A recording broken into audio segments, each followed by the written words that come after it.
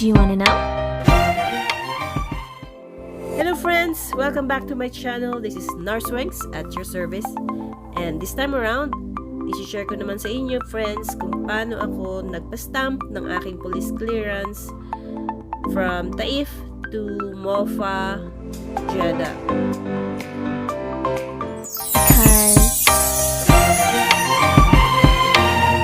The sun is up, it's a beautiful day.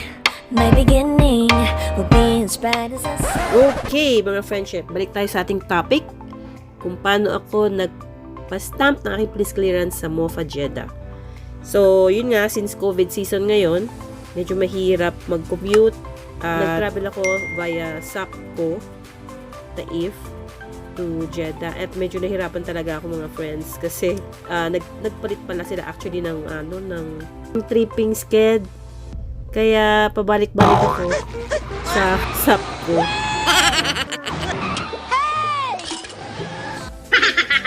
First time kong mag-travel ng SACCO 5 seconds.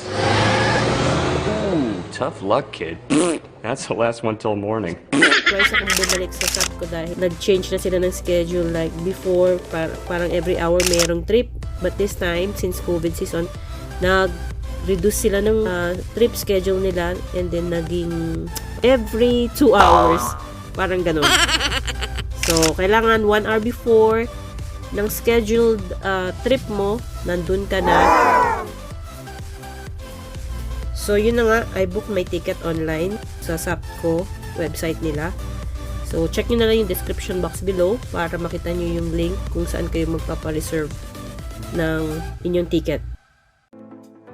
Okay, so prior going to MOFA Jeddah, nag-online payment na ako through sa DAD para sa MOFA stamping fee nila na 30 riyals. So, na-print out ko yung form, yung printed sa DAD payment, and police clearance. Nadala ko yun on hand, plus may ikama. So, nakapila na ako sa MOFA very early. Ako yung una-una sa pila. And, hinanapan agad ako ng lady guard ng appointment paper. So, pinakita ko lang yung yung sa DAD payment, then hinahanapan pa niya ako ng isa pang paper. So, yun ang wala akong mapakita. So, ang ginawa ko, pumunta ako sa mga offices dun sa gilid ng MOFA, and sinabi nga nila ang appointment daw is for tomorrow na. So yun nga, na-problema ako. Anyway, nasolusyon na naman yun.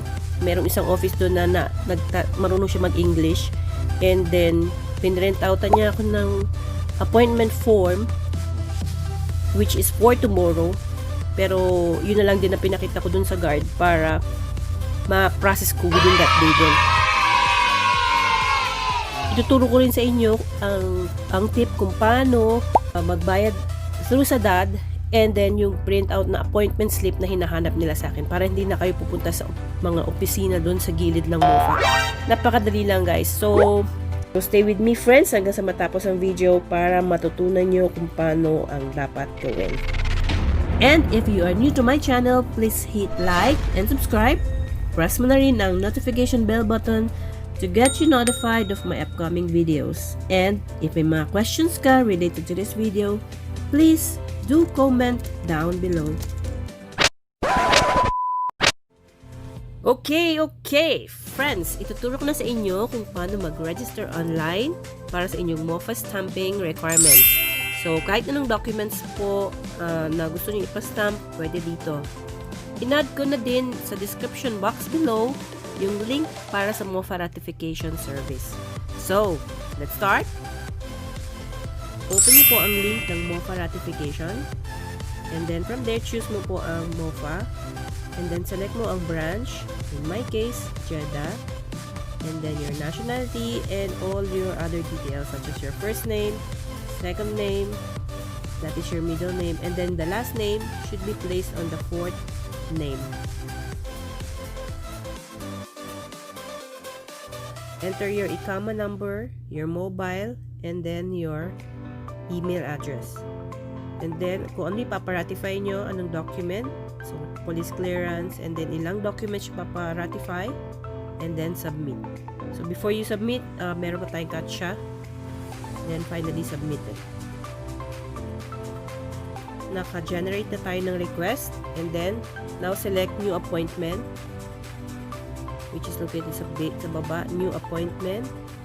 And then, sa appointment, makakapili na kayo kung anong date and time kayo available. So, parang every 30 minutes available, meron silang schedule. So, ganyan nakabilis ngayon sa MOFA. And then, once you're okay with your date and time, pwede mo na siyang i-submit. So, click submit and you're ready to go for printing. So, activation code, enter mo lang yung marireceive mo from your phone, and then that's it.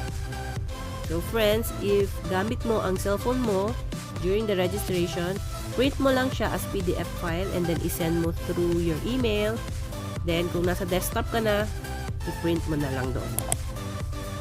And para naman sa SADAD payment mo, kung meron kang mobile application like Raji or any other bank, choose nyo lang yung one-time payment, then government fees, and then MOFA, tapos enter yung bill number na nasa appointment form nyo, then yun na, sa halagang 30 riyals, hindi mo na kailangan magbayad, magpa-stress ng 50 to 70 riyals para lang dyan sa appointment paper na yan.